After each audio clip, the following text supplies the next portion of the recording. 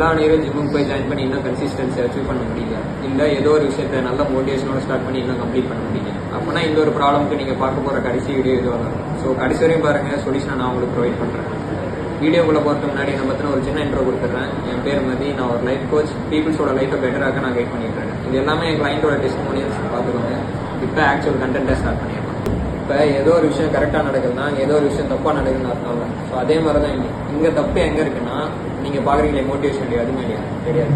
உங்களை மோட்டிவேட் பண்ணுறாரு யாருமே கிடையாது. இங்கே தப்பு எங்கே இருக்குன்னா உங்களோட பிரெயினில் நீங்கள் ஒரு விஷயத்த நல்லா ஸ்ட்ராங்காக பாயிண்ட் பண்ணி வச்சுருக்கீங்க. அந்த ஒரு பிரின்சிபல் பேர் தான் all or nothing principle.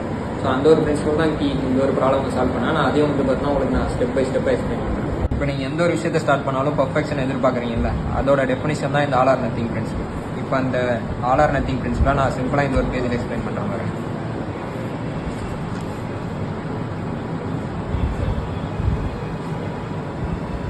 So இந்த 10ன்றது தான் ஆல், அதாவது பர்ஃபெக்ஷன்.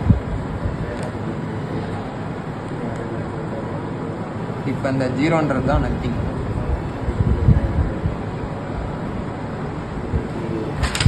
இப்போ இதை நீங்கள் ஒரு ஸ்கோர் கார்டு மாதிரி கன்சிடர் பண்ணிக்கோங்க, ஓகேவா? இப்போ நீங்கள் ஒரு விஷயத்த ஸ்டார்ட் பண்ண போகிறீங்க. அந்த விஷயம் எந்த மாதிரி இருக்கணும்னா, ஜிம்முக்கு போகிறதா இருக்கலாம், இல்லை ஏதோ ஒரு புக்கை ரீட் பண்ணுறதா இருக்கலாம். ஆனால் நீங்கள் நிறைய பேர் பண்ணுற தப்பு என்னென்னா, அது எல்லாமே ஒரு நார்மலான விஷயம் கன்சிடர் பண்ணுறீங்க இல்லையா? தப்பு அங்கே தான் வருது. அது ஒரு நார்மலான விஷயம் கிடையாது, அது ஒரு ஹேபிட். சயின்டிஸ்ட் நிறைய பேர் சொல்கிற விஷயம் என்னென்னா, ஒரு ஹேபிட்டை ஃபார்ம் பண்ண 21 days ஆகும்னு சொல்கிறாங்க. இந்த ஹேபிட்ன்றது ஒன்றும் பொது விஷயமெல்லாம் இல்லை. உங்கள் டே டு டே லைஃப்பில் நீங்கள் கன்சிஸ்டண்ட்டாக பண்ணுற விஷயம் தான். இப்போ உதாரணத்துக்கு சொன்னால், நீங்கள் பல்லு விளக்குறீங்களா, அது ஒரு ஹேபிட் தான். நீங்கள் தூங்கி எழுறீங்களா, அதுவும் ஒரு ஹேபிட் தான். இந்த மாதிரி தான் இப்போ நீங்கள் புதுசாக ஃபார்ம் பண்ண போகிற ஹேபிட்டும், அதாவது இந்த ஜிம்முக்கு போகிறது, புக் ரீட் பண்ணுறது, இது எல்லாமே ஒரு ஹேபிட் தான். இப்போ நான் ஏற்கனவே சொன்ன மாதிரி ஒரு ஹேபிட்டை ஃபார்ம் பண்ண 21 days ஆகும்னு சொன்னாங்க. இப்போ அதே மாதிரி நீங்கள் ஒரு ஹேபிட்டை ஸ்டார்ட் பண்ண போகிறீங்க. இப்போ நீங்கள் இந்த ஜிம்முக்கு போகிறதும் இப்போ இந்த புக் ரீட் பண்ணுறதும் ஒரு ஹேபிட்னு கன்சிடர் பண்ணிக்கலாம். இப்போ அதை நீங்கள் 21 days நீங்கள் ஃபாலோ பண்ண போகிறீங்க.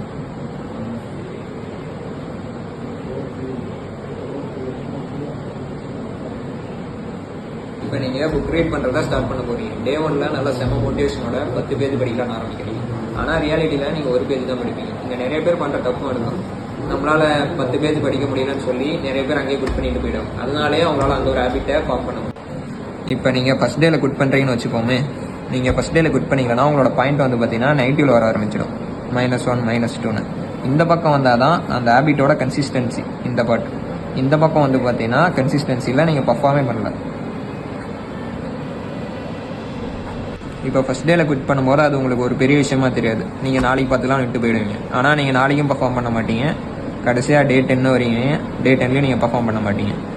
இதனால் என்ன ஆகுனா, உங்களோட பாயிண்ட் ஃபுல்லாகவே நெகட்டிவ்ல வர ஆரம்பிச்சிடும். இப்போ -20 தான் உங்கள் பாயிண்ட்னு வச்சுப்போம். இப்போ நீங்கள் இந்த -20லேருந்து 0க்கு போகிறதுக்கே உங்களுக்கு ரொம்ப நாள் ஆகும். இதனால தான் நீங்கள் இந்த 0 தாண்டி வரக்கூடாது. அதாவது இந்த ஒரு நத்திங் பார்ட்டுக்கு நீங்கள் வரக்கூடாது. இப்போ இந்த நத்திங் ஸ்டேட்டை நீங்களே எக்ஸ்பீரியன்ஸ் பண்ணியிருப்பீங்க. அதாவது எப்படின்னா, மண்டே வந்து பார்த்தா ஜிம்முக்கு போயிருப்பீங்க, பண்ணியிருக்க மாட்டீங்க. சரி நெக்ஸ்ட் மண்டே பார்த்துக்கலாம்னு விட்டுருப்பீங்க. மறுபடியும் அடுத்த மண்டே போவீங்க, 2 நாள் போவீங்க, செஞ்சிருக்க மாட்டீங்க. மறுபடியும் அடுத்த மண்டே பார்த்துக்கலாம்னு விட்டுருவீங்க. கடைசியில் நீங்கள் மறுபடியும் அந்த நியூ இயர் லுக்கில் வந்து நிற்பீங்க. ஓகே, நான் 2 மாதம் இருக்கு, அடுத்த வருஷம் பார்த்துக்கலாம். இப்போ நீங்கள் இதை ஃபாலோ பண்ணி கன்சிஸ்டன்சியை கொண்டு வந்தீங்கன்னா உங்களுக்கு அதுக்கு மேலே மோட்டிவேஷன் டேவே தேவைப்படாது. இதை கொண்டு வர மினிமம் ஒரு 30 days ஆகும். பரவாயில்ல, நீங்கள் டெய்லியும் ஒவ்வொரு பேஜ் படிச்சுட்டு வாங்க, அதே போதும். அப்படி நீங்கள் பண்ணிட்டு வந்தாலே உங்களுக்கு வந்து பார்த்தீங்கன்னா புக் படிக்கிற ஹேபிட் வந்து பார்த்தீங்கன்னா உங்களுக்கு ஃபார்ம் ஆகிடும். அதே மாதிரி தான் ஜிம்முக்கும் நீங்கள் போயிட்டு அந்த நாளில் 10 பாயிண்ட் எடுக்கணும்னாலும் பரவாயில்ல, அட்லீஸ்ட் ஒரு பாயிண்டாவது இருக்குது. மெயின் மேட்டர் என்னன்னா, நீங்கள் 0க்கு வரக்கூடாது. 0க்கு வந்தால் நீங்கள் அந்த நெகட்டிவ் பாயிண்ட்ஸுக்கு போக ஆரம்பிச்சிடுங்க, ஓகேவா? அதனால தான் 0க்கு மட்டும் வராது. என்னாலும் 1லேருந்து 10க்குள்ள உங்களால் எவ்வளோ முடியலோ டெய்லி நீங்கள் அதே பண்ணிட்டு இருக்கீங்க. இப்படி பண்ணிட்டு இருந்தாலே வந்து பார்த்தா உங்களுக்கு எக்ஸ்டர்னல் மோட்டிவேஷன் எதுவுமே தேவைப்படாது. கன்சிஸ்டன்சி தான் வந்து பார்த்தீங்கன்னா மோட்டிவேஷன் எல்லாமே ஸ்கேம் தான். இப்போ இந்த ஒரு எக்ஸ்ப்ளனேஷன் உங்களுக்கு பிடிச்சிருக்குன்னு நம்புறேன். இதே மாதிரி உங்களுக்கு வேறு எந்த ப்ராப்ளம் போது சொல்யூஷன் வேணும்னா கீழே கமெண்ட் பண்ணுங்கள். நான் நெக்ஸ்ட் வீடியோ அதுக்கான மேக் பண்ணுறேன். ஆனால் அந்த ஒரு வீடியோ பார்க்க என்னை சப்ஸ்கிரைப் பண்ணி வச்சுக்கோங்க. தேங்க்யூ.